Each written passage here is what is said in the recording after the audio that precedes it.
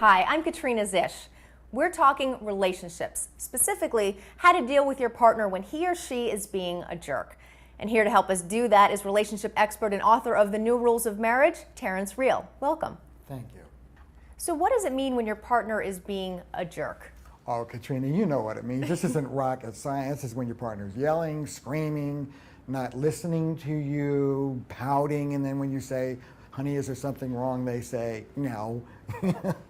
It really means acting like a child. And everybody acts like a child in a relationship.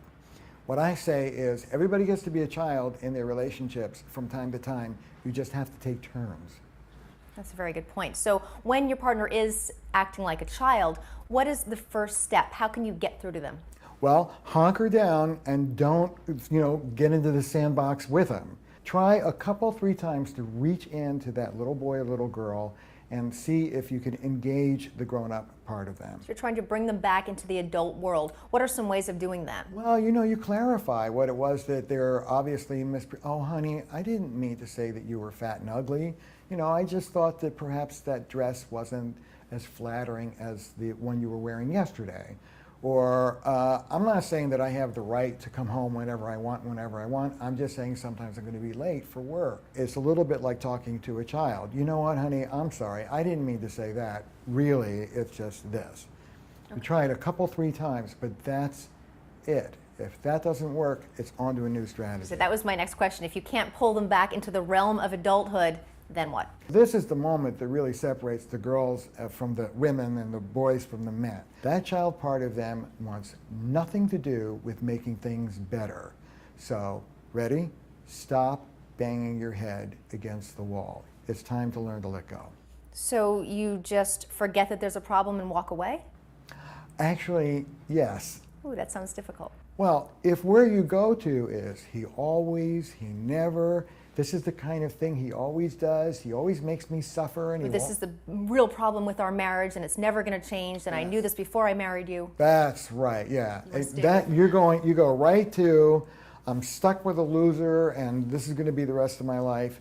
That's hard to walk away from. But if you keep it bite-sized, if it's my husband is having a rotten day and he's acting like an idiot, this Thursday at 3 o'clock, I'm going to back off and just take some distance and, you know what, honey, you seem to be upset about something. You don't seem to want to talk about it.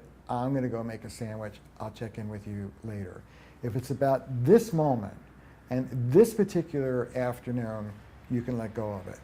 So you talk about stepping away from that moment, removing yourself from the heat of the moment. So how long are these timeouts? Well, they're as long as it takes until the heat dies down. So we normally say 20 minutes and you check in. If the fight's still going on, take an hour, half a day, a whole day. You can even check into a motel and go overnight. But you send yourself and your partner the message that you're just not going to keep fighting. But eventually you do have to come home, and then what? Well, then it's important that you let go of whatever the topic was that triggered all of this heat. I asked people to do a 24-hour moratorium on whatever the subject was. And I know what you're going to ask now. Well, what happens if every time you bring up the subject, it gets that hot? That's a signal that the two of you can't handle that conversation. And it's an indicator that probably you should check in with somebody who can help you. Okay, thanks, Terry. Well, that's how to deal with your partner when he or she is being a jerk. But what happens when you're unhappy? Check out how to complain constructively to your partner.